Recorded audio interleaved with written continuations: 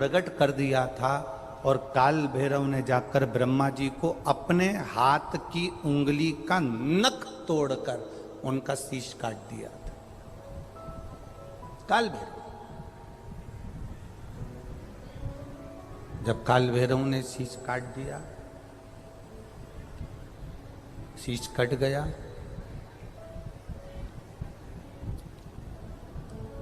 भैरव काल भैरव का आदर, सम्मान, सत्कार सभी देवताओं ने किया।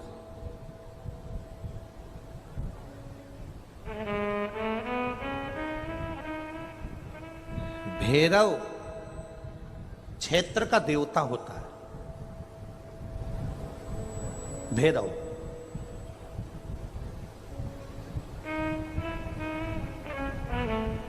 64 तरह के भैरव होते हैं। कितने तरह के? 64। 64 तरह के भैरव होते हैं और 64 तरह के भैरव, जितने भैरव होते हैं उतनी भैरवी होती है, क्योंकि शिव के साथ शक्ति जरूरी है, भैरव के साथ भैरवी जरूरी है, क्योंकि भैरव शंकर भगवान का एक अंश रूप है, क्योंकि शिव ने उसको प्रकट करा। हाँ, दुनिया के लोग भले भैरव जी को बदनाम करने में लगे, ये तो शुरू से चला आ रहा। भैरव जी को कोई बीड़ी पिला देता है, कोई सिगरेट पिला देता है, कोई कह देता है कि भैरव बाबा को तो बीड़ी दे दो, भैरव बाबा को तो सिगरेट दे दो। ये ढोंग और प्रपंच मेरे शंकर की कथा में नहीं है।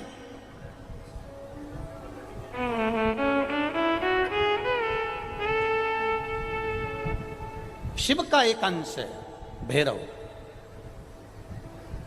काल भैरव जो प्रकट हुआ वो शंकर भगवान का एक अंश है।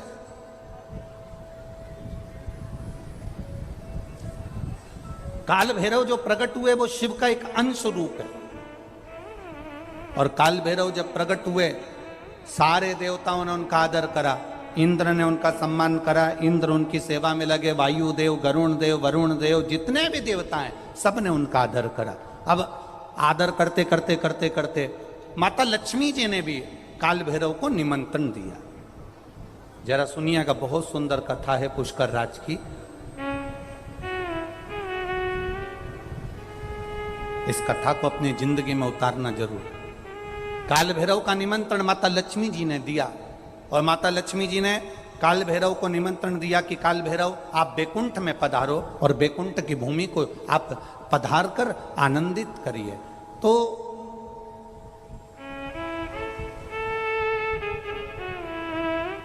काल भैरव का काम क्या है? काल भैरव का कार्य क्या है? ये यहाँ राजस्थान की भूमि पर तो वैसे भी भैरू जी के मंदिर बहुत है। बोलो सही है कि गलत है?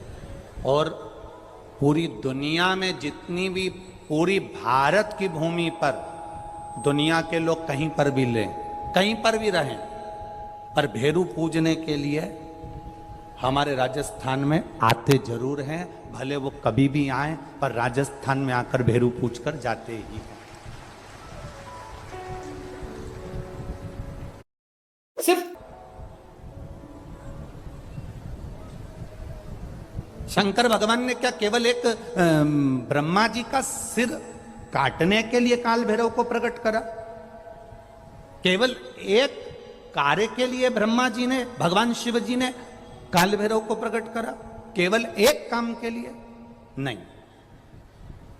मेरा भोलेनाथ एक कार्य के लिए काल भैरव को कभी प्रकट नहीं कर सकता, क्योंकि मेरे भोलेनाथ ने जब जब जो काम किया है वो संपूर्ण ब्रह्मांड के कल्याण के लिए किया है। इसलिए ब्रह्मा के सिर काटने के लिए, अकेले केवल ब्रह्मा का सिर काटने के लिए भगवान काल भैरव को प्रकट नहीं कर सकते। तब काल भैरव के प्रकट होने का कारण क्या है? भैरव के प्रकट होने का कारण क्या है? भैरू जी के प्रकट होने का कारण क्या है? भैरव प्रकट क्यों हुए हैं? तो शंकर भगवान जब काल भैरव जब नारायण के यहाँ बैकुंठ में गए और भगवान बैकुंठ में जब पहुंचे तो लक्ष्मी जी ने भगवान नारायण से पूछा, प्रभु मेरे मन के संशय को मिटाइए, ये भैरव प्रकट क्यों हुए हैं? केवल ब्रह्मा का सिर काटने के लिए?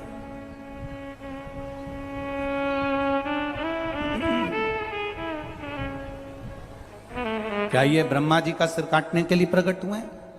आखिर भैरव प्रकट क्यों हुए? केवल एक ब्रह्मा का सिर काटने के लिए?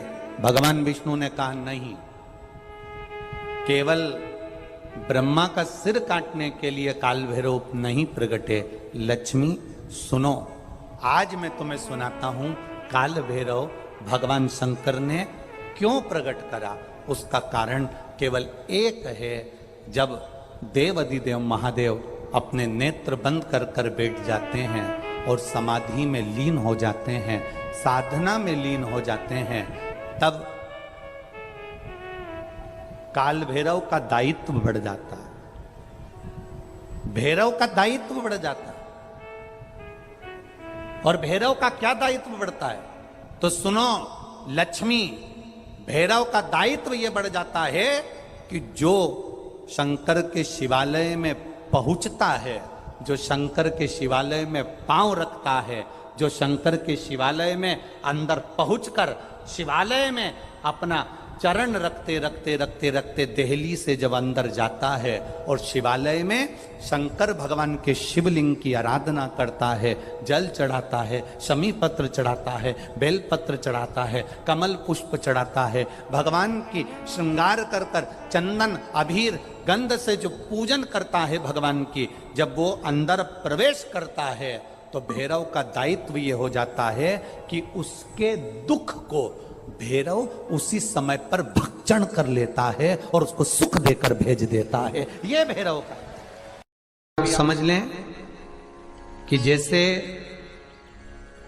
अष्टमी तिथि या नौमी तिथि किसी भी महीने की,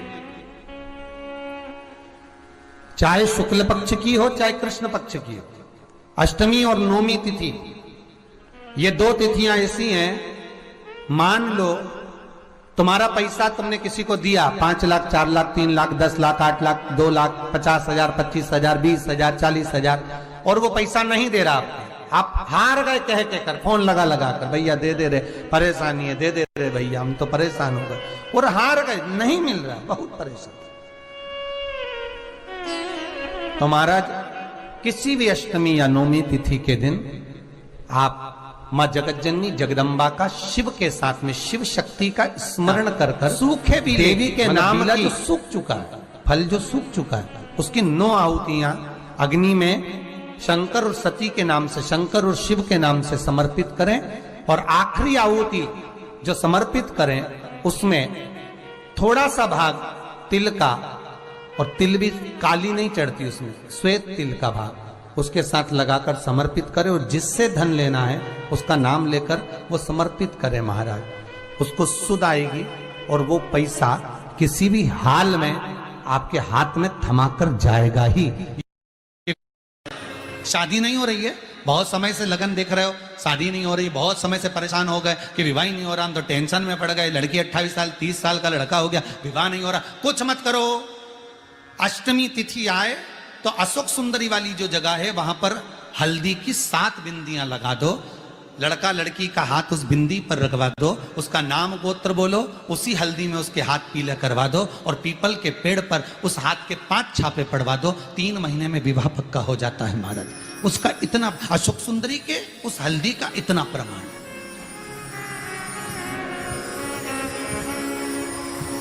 3 माह के अंतर्गत विवाह नक्की होगा। इतना इतना प्रमाण है महाराज। भगवान शिव की आराधना का कोई साधारण फल है महाराज। श्री शिवाय नमस्तुभ्यं, श्री शिवाय नमस्तुभ्यं, श्री शिवाय नमस्तुभ्यं, श्री शिवाय नमस्तुभ्यं। जानकारी अच्छी लगी तो प्लीज़ चैनल को लाइक कीजिए, सब्सक्राइब कीजिए। Thank for watching, thank you. Her her Mahadev, her her Mahadev, her her Mahadev, her her Mahadev, her her Mahadev, her her Mahadev, her her Mahadev.